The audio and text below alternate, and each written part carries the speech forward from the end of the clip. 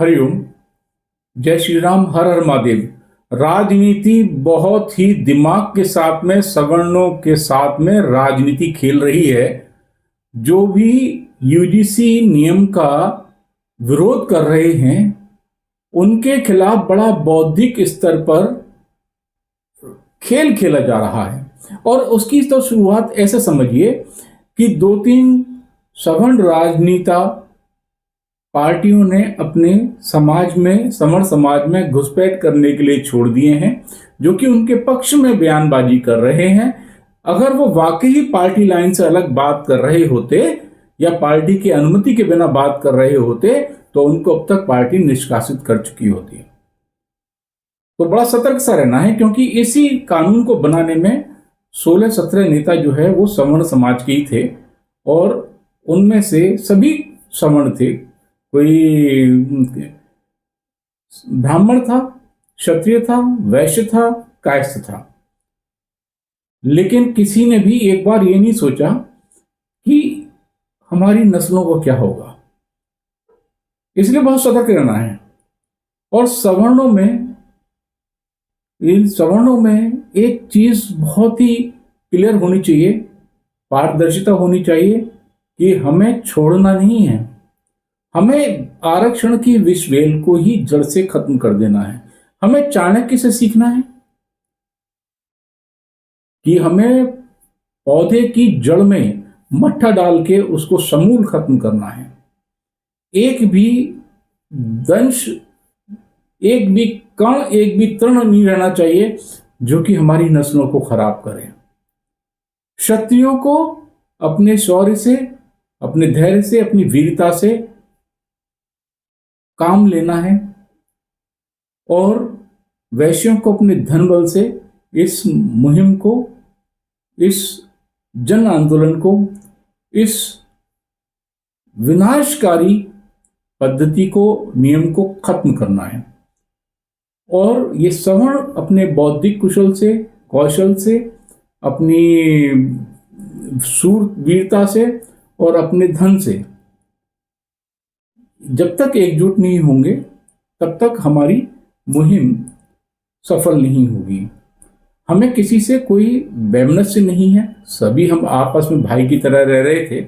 लेकिन सरकार ने जो भेदभाव किया और जो पहले वाली पद्धति ला दी कि चौखट पे नहीं चढ़ने देना है, बहुत अफसोस वाली बात है, बहुत निराशाजनक है। हालांकि कभी भी हमारे मन में इस तरीके की कटुता ना थी, ना है और ना आनी चाहिए। लेकिन ये धीरे धीरे जनमानस है, ये चीजें कौंधती तो हैं। एक सांसद इनका कहता है कि हमारे साथ है, सवर्णों के साथ अन्याय हुआ, हम सब एक हैं। लेकिन एक बहुत बड़ा नेता कहता है कि जब तक एक भी माननीय प्रतिनिधि है हमारा, तब तक किसी में भी हिम्मत नहीं है जो आरक्षण को हटा दिया वो सपोर्ट करता रहेगा। बड़ी अफसोस की बात है। मैं माताओं से भी, बहनों से भी कहूंगा कि अपने घर का सवर्ण माँ बहनें अपना एक बच्चा इस मुहिम में अवश्य लगाएं। ये ना हो कि बाजू पकड़ के अंदर खींच लें कि तुम्हारा क्या होगा, तुम्हें क्या मतलब, तुम्हारा करियर खराब हो जाएगा। अगर ये काम पहले किया होता तो 89-90 में ये आरक्षण लागू नहीं होता। 10 साल के लिए था, 10 साल के ही खत्म हो गया होता 60-70 के दशक में। लेकिन नहीं, हमने गलतियां की। इस समाज को कभी भी हमारे कानूनों ने, संविधान ने नहीं बांटा जातियों में हमें बांटा नेताओं ने। किसी भी ग्रंथ ने हमें, किसी भी पुराण ने, वेद ने, मनुस्मृति ने हमें कभी भी जातियों में नहीं बांटा।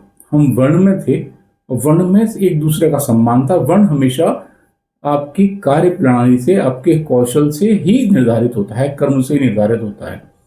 हाँ, जो ब्राह्मण कुल में जन्मा है वो ब्राह्मण ही होगा ना, जो क्षत्रिय है कुल में जन्मा है वो क्षत्रिय ही होगा ना, जो वैश्य कुल में जन्मा है वो वैश्य ही होगा ना। तो इसमें काहे का भेदभाव? जागना होगा। बहुत गहरी बात है, सोचिए इस बात को कि हम मंद कुंद न पड़ जाएं, अलग अलग हमारे अंदर राजनीतिक महत्वाकांक्षा न पनपने पाए। हम एक संगठन की तरह सभी लोग काम करें। उस संगठन का ध्येय हमारी आने वाली नस्लों को, पीढ़ियों को बचाना है, उनको प्रताड़ना से बचाना है। हमें ये नहीं करना है कि हम कल दोयम दर्जे के नागरिक बन के रह जाएं। खिलाएं भी हम, पिलाएं भी हम, कमा के भी हम दें, इस देश की रक्षा भी हम करें और हम मरें भी। इस देश में 60% से ऊपर सैनिक, अर्धसैनिक, सवर्ण हैं। वो अपने बुद्धि कौशल से देश की सेना में बैठे हैं, क्योंकि वहां आरक्षण नहीं है। बहुत ही शर्मनाक स्थिति में आज की तारीख में, आज की दिनांक में सवर्ण हैं। अफसोस, अपमान, कुंठा, क्रोध, इसे याद रखते रहिएगा, सहेज के रखिएगा अपने क्रोध को, अपने अपमान को ध्यान रखिएगा, तभी आप आगे बढ़ पाएंगे। एकजुट रहिए, संगठित रहिए और इस सवर्ण आंदोलन को खत्म होने तक किसी भी तरीके से आप शांत ना रहें। आपको व्याकुलता नहीं होती? रात को आप जब सोते हैं तो आपका दिमाग शांत हो जाता है क्या?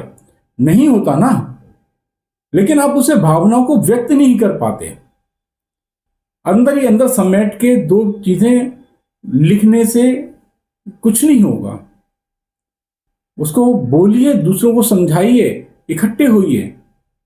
आज तो आप एक नौकरी कर लेंगे कहीं, क्या आपका बच्चा जो पढ़ रहा है, जो अभी आज की तारीख में 5वीं 10वीं में या 12वीं में है, उसका भविष्य का सोचा है? क्या बनाना है उसको? मजदूर बनाना है? ध्यान रखिए, सोचिए, बहुत गहराई से सोचिए, बहुत सारी चीजें आपकी क्लियर होंगी। मेरी बातें अगर आपको बुरी लगती हैं तो लगने दीजिए, मुझे बगावती कहते हैं, कहने दीजिए। लेकिन अगर एक बात भी आपको सच्चाई नजर आती है तो सवर्णों के साथ जरूर खड़े होइएगा। आपकी जय हो, धर्म की जय हो, भारत माता की जय हो।